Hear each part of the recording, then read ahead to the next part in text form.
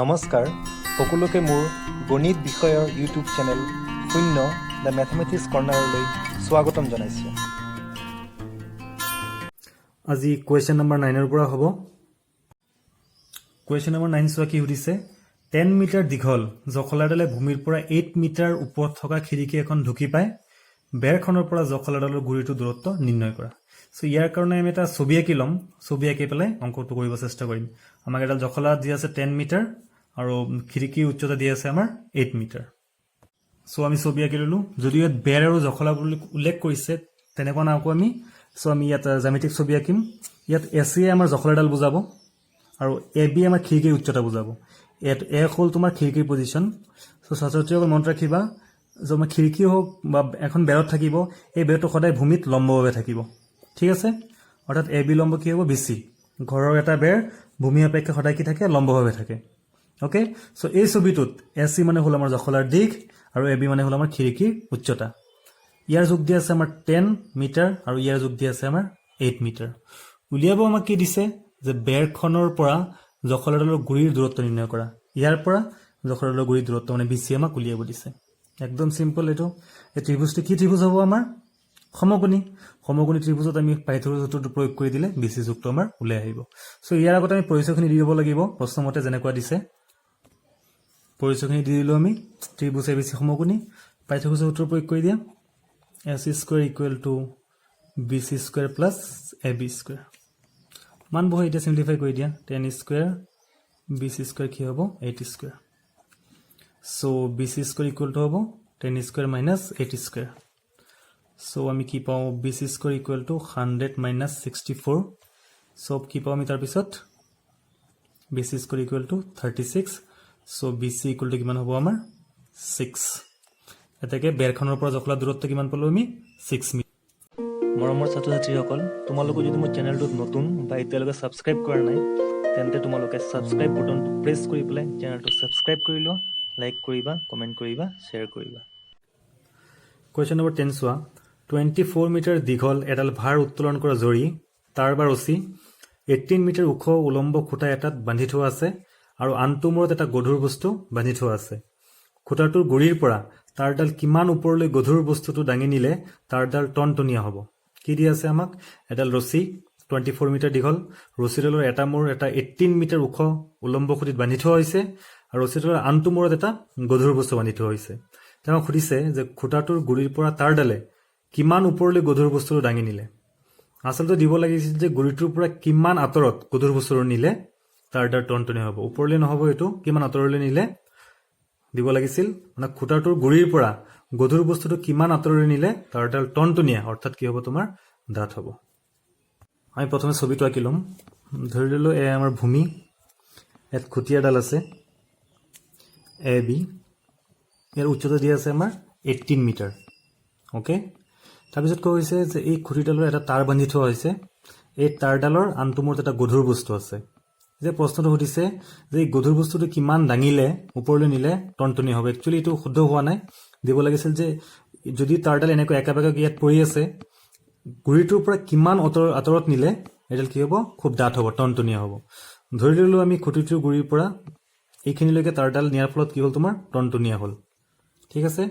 C position নিয়াত অৰ্থাৎ বিৰ পৰা চি পজিশ্যন নিয়াত তাঁৰডাল টনটনীয়া হ'ল। চ' এ চি আমাৰ তাঁৰ বুজাব, এইটো 24 মিটাৰ। আমাক প্ৰশ্নটোত সুধিছে যে খুঁটিটোৰ গুৰিৰ পৰা কিমান আঁতৰত নিলে তাঁৰডাল টনটনীয়া হ'ব, অৰ্থাৎ বিৰ পৰা চিলৈ দূৰত্ব কিমান সেইটো আমাক উলিয়াব দিছে। ঠিক আছে,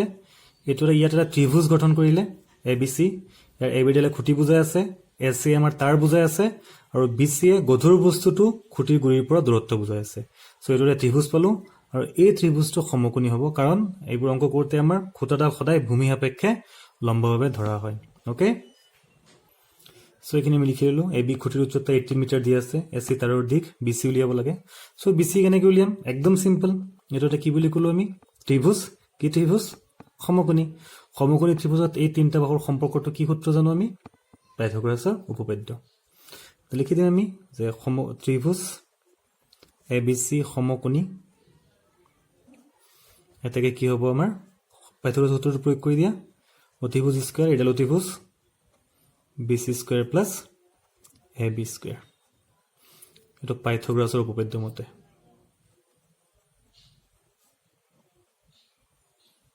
এইখিনি আমি লিখি দিলোঁ এতিয়া মানবোৰ সিম্পলিফিকেশ্যন কৰি দিলে BC মান পাই যাম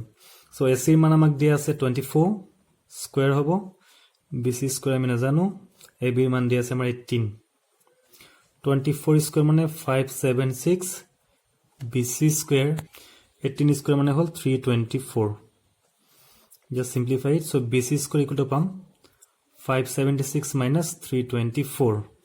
so আমি BC square equal to পাও 2 7 upper 2 গল থাকিলে আমাৰ 5 থাকিলে আমাৰ 2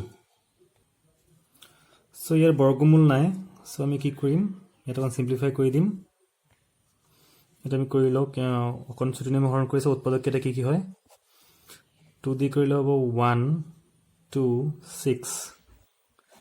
2 দি কৰিলে হ'ব আমাৰ 6 হ'ব 3 3 দি কৰিলে পাও আমি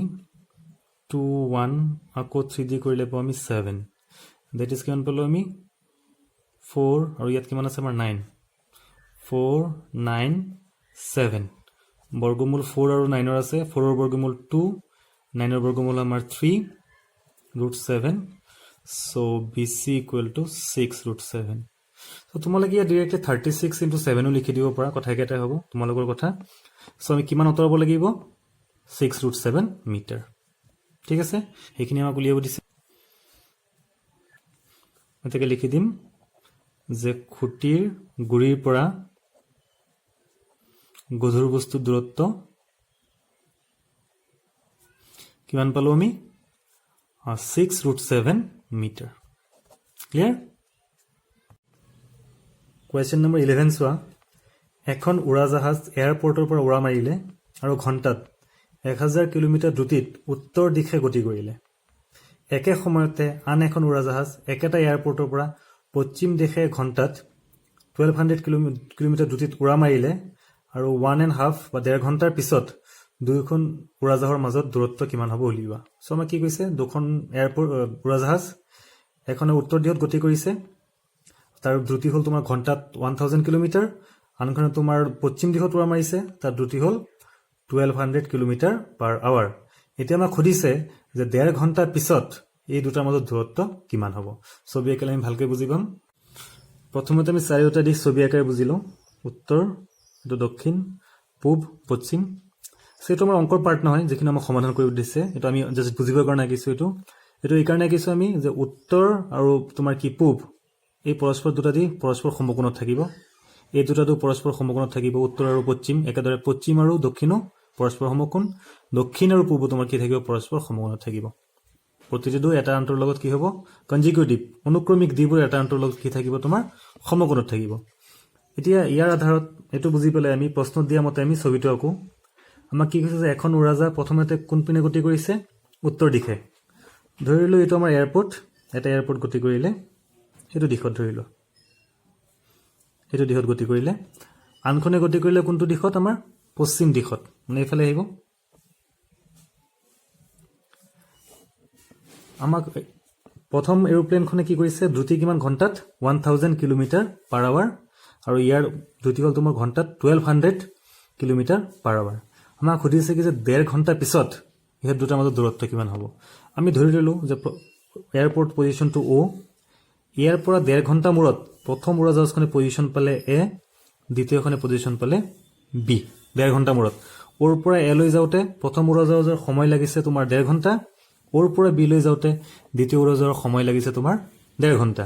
এতিয়া উলিয়াব দিছে আমাক এই দুটাৰ মাজত দূৰত্ব অৰ্থাৎ এ বি উলিয়াব দিছে সো এটা আমি ত্ৰিভুজ পাই গলো সো এ বি ধুনিয়াকৈ উলিয়াই দিব পাৰিম ইয়াৰ কাৰণে কাৰ সূত্ৰ ব্যৱহাৰ কৰিব লাগিব নিশ্চয় বুজি পাইছে তোমালোকে এতিয়া কথাটো হ'ল আমাৰ উলিয়াব লাগে এ বি উলিয়াবলৈ আমাৰ জানিব লাগিব এ ওৰ মান আৰু বি ওৰ মান কেনেকৈ পাম চোৱা আমাক এটো হ'ল প্ৰথম উৰাজাহাজৰ গতিৰ দিশ প্ৰথম উৰাজাহাজৰ দ্ৰুতি দিয়া আছে ঘণ্টাত 1000 কিলোমিটাৰ অৰ্থাৎ 1 ঘণ্টাত যায় 1000 কিলোমিটাৰ গতিকে 1.5 ঘণ্টাত কিমান যাব 1000 আৰু আধা ঘণ্টা তোমাৰ 500 দ্যাট ইজ কিমান যাব আমাৰ 1500 কিলোমিটাৰ ওৱেৰ জোখ কিমান আমাৰ 1500 কিলোমিটাৰ ঠিক একেদৰে ইয়ালৈ আহো আমি দ্বিতীয় উৰাজাহাজ দ্ৰুতি দিয়া আছে আমাৰ 1200 কিলোমিটাৰ পাৰ আৱাৰ অৰ্থাৎ ঘণ্টাত 1200 কিলোমিটাৰ 1.5 ঘণ্টাত কিমান যাব 1 ঘণ্টাত 1200 আৰু আধা ঘণ্টাত তোমাৰ কিমান হ'ব 600 1200 আৰু 600 কিমান হ'ল আমাৰ 1800 কিলোমিটাৰ সো OB ৰ জোখ পাই গলো O এৰ জোখ পালো OB ৰ জোখ পালো এতিয়া আমি AB বুলিয়ে দিব পাৰিম পাইথাগোৰাছৰ সূত্ৰ ব্যৱহাৰ কৰি ঠিক আছে কিন্তু প্ৰথমতে আমি OA আৰু OB ইয়াত উলিয়াই পেলাই দেখুৱাই দিম এখানেটো মৌখিকভাৱে কৰিলো ইয়াত আমি গাণিতিকভাৱে কৰি দেখুৱাম ঠিক আছে কথাখিনি লিখি ললো আমি O মানে এয়াৰপৰ্টৰ অৱস্থান OA মানে প্ৰথম উৰাজাহাজৰ 1.5 ঘণ্টা পিছত অৱস্থান OB হ'ল দ্বিতীয় উৰাজাহাজৰ 1.5 ঘণ্টা পিছত অৱস্থান আমি প্ৰথমতে OA আৰু OB উলিয়াইলো এতেকে OA উলিয়াই দিয়া একদম সিম্পল ফৰ্মুলা দ্ৰুতি লগত সময় যেতিয়া আমি পূৰণ কৰি দিম তেতিয়া আমি কি পাই যাও দূৰত্ব পাই যাও v = s/t সেই ফৰ্মুলাটো আমাৰ আমি সাইন্সত শিকিছো যে দ্ৰুতি = দূৰত্ব বাই সময় সো দূৰত্ব = কি হ'ব দ্ৰুতি * সময় সো OA দ্ৰুতি আছে আমাৰ কিমান 1000 প্ৰথমটো দিছো 1000 ইনটু সময় কিমান আমাৰ 1.5 দ্যাট ইজ কিমান আমাৰ কিলোমিটাৰ হ'ব 2 * 2 = 3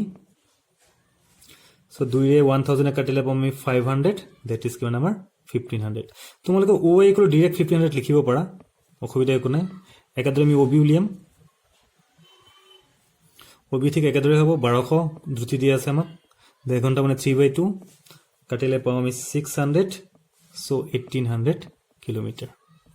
এতিয়া ত্ৰিভুজটো প্ৰয়োগ কৰি দিলে হ'ল ত্ৰিভুজৰ সূত্ৰটো এটাকে সমকোণী ত্ৰিভুজ AOB ৰ পাইথাগোৰাছৰ সূত্ৰ AB² = OA² + OB²। পাইথাগোৰাছৰ উপপাদ্য মতে OA এৰ ভ্যালু হল আমাৰ কিমান 1500 স্কয়াৰ ইয়াত হল আমাৰ 1800 স্কয়াৰ সো 1500 স্কয়াৰ মানে কিমান হ'ব 15 স্কয়াৰ মানে হল আমাৰ 225 চাৰিটা শূন্য হ'ব 18 স্কয়াৰ মানে 324 ইয়াতো চাৰিটা শূন্য হ'ব সো প্লাস কৰিলে আমি পাওঁ 5 আৰু 4 9 3 2 আৰু 2 কিমান 4 5 549 যেহেতু এৰ বৰ্গমূল নাই ইয়াক আমি এনেকে লিখিব পাৰি নৰে হৰণ কৰিব পাৰি 9 ইনটু এস 6 বাৰ যাব একবাৰ আৰু ইয়াত চাৰিটা শূন্যৰ কাৰণে এনেকে লিখি দিব পাৰি বা 9 ইনটু 61 চাৰিটা শূন্য তেনেকৈ লিখা তোমালোকৰ কথা এটো সো AB = √9 ইনটু 61 ইনটু এটো সো AB = পাওঁ 9 বর্গমূল 3 ইয়াৰ বৰ্গমূল আছে চাৰিটা শূন্য থাকিলে বৰ্গমূল দুটা শূন্য হ'ব কিন্তু ইয়াৰ বৰ্গমূল নাই সো AB = পালো আমি 300√61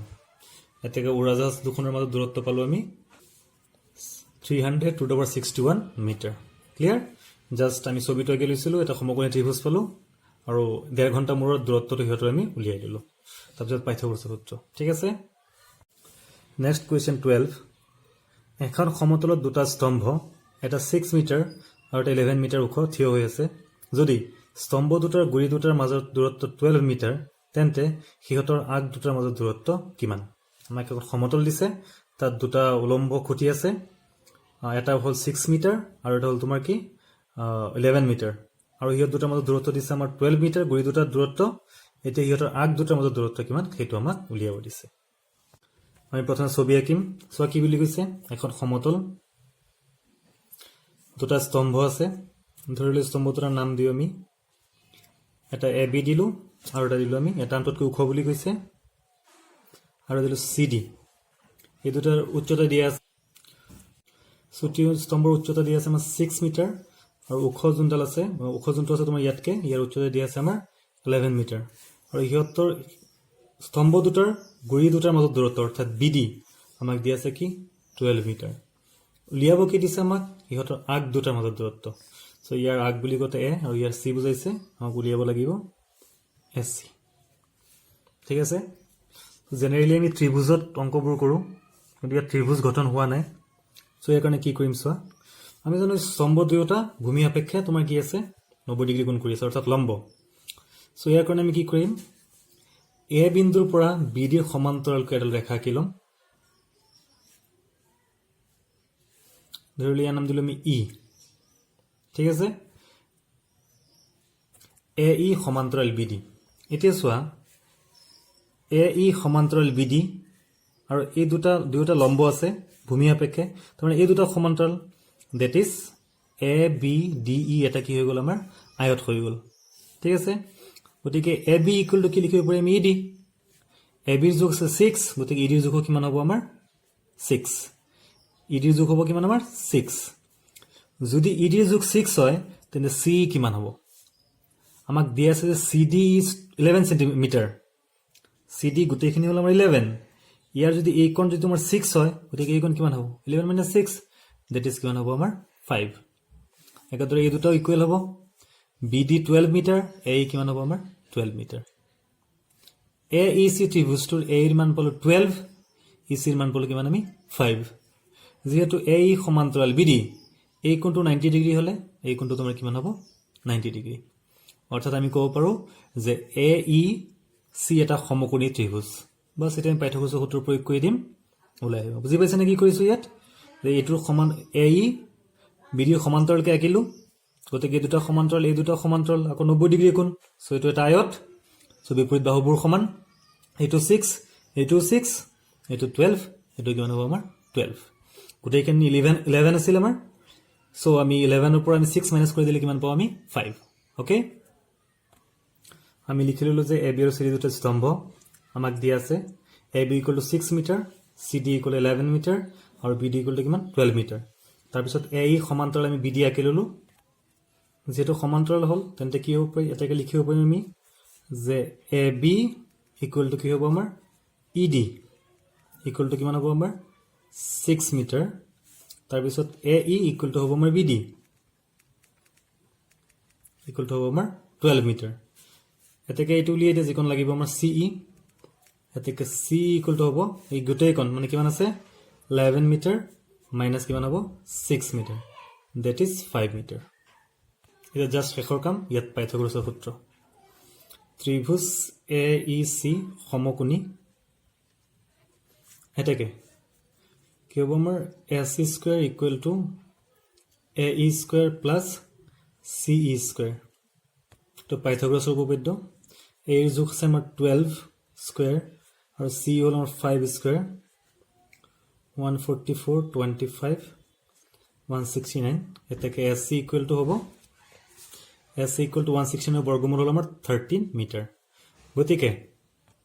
এটাকে স্তম্ভৰ আগ দুটাৰ মাজত দূৰত্ব পালো আমি 13 মিটাৰ মেইন অংক আমাৰ এইকন জায়গায় মেইন অংক আমাৰ এইখিনি জাস্ট আমি উলিয়াই লৈছো ছবিটো চালে গম পাম কেনেকৈ উলিয়াব পাৰি খালি জাস্ট আমি কি কৰিলো ইয়াত পাইথাগোৰাছৰ উপপাদ্যটো ব্যৱহাৰ কৰি দিলো কেইবাটা অংক কৰিছো আমি নেক্সট কোৱেশ্চন নম্বৰ 13 এবিসি ত্ৰিভুজৰ সি কোণ সমকোণ আৰু সি এ আৰু সি বি বাহু দুটাত ডি আৰু ই দুটা বিন্দু প্ৰমাণ কৰা যে A E square plus B D square equal to A B square plus D E square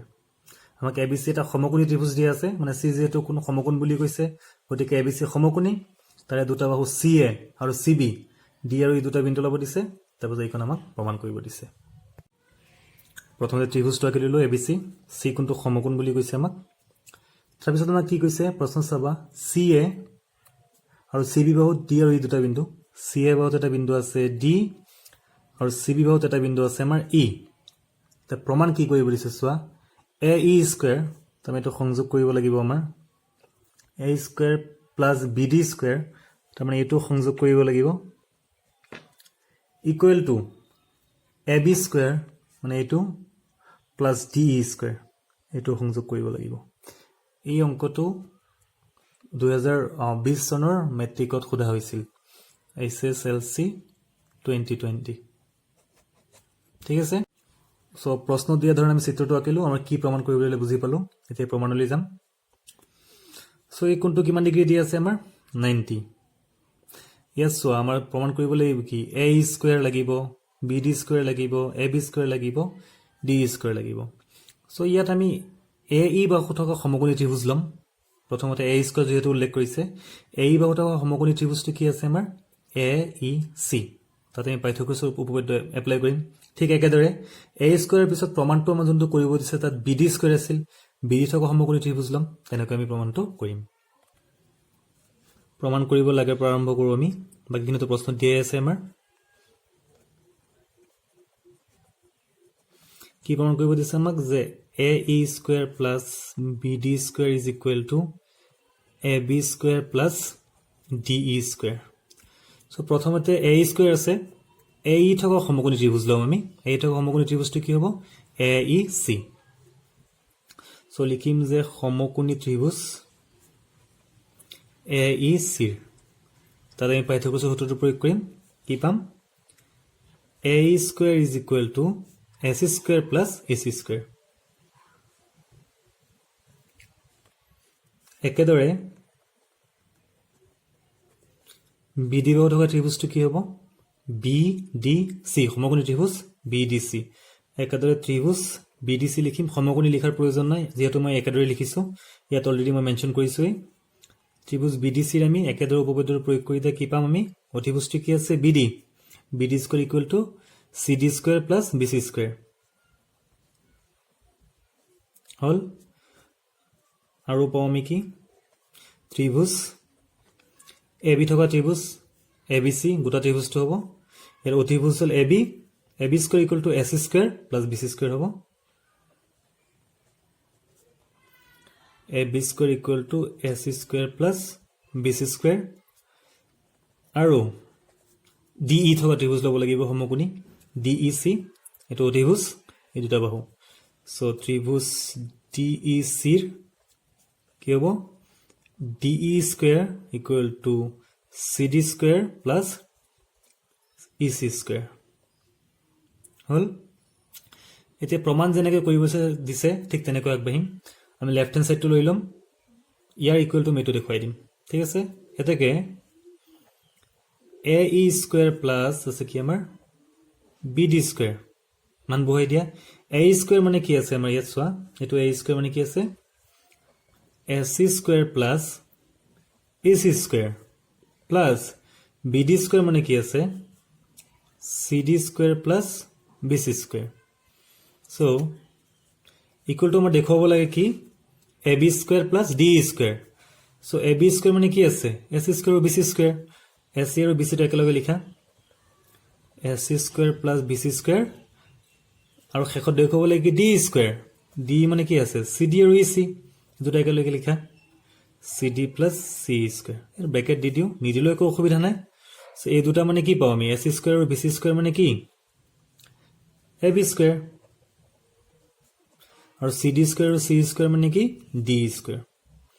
এই ইকুয়েশন নাম্বাৰ দিও কৰিব পাৰা কোনো প্ৰবলেম নাই সো আমি পাই গলো সোৱা A square plus BD square is equal to AB square plus DE square খালি ইয়াত আমি পাইথাগোৰাছৰ উপপাদ্য প্ৰয়োগ কৰিছে বেলেগ একোৱে কৰা নাই ঠিক আছে নিশ্চয় বুজি পাইছা